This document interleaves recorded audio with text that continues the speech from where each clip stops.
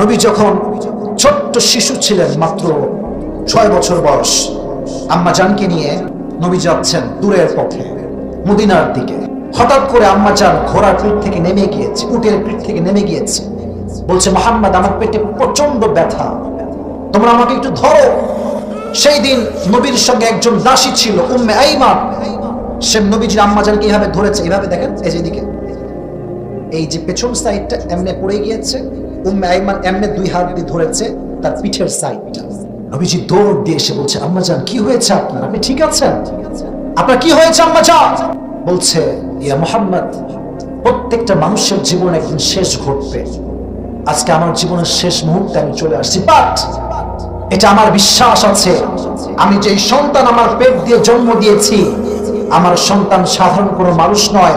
তুমি মুহাম্মদ গোটা বিশ্বকে আলোকিত করতে পারো। সুবহানাল্লাহ।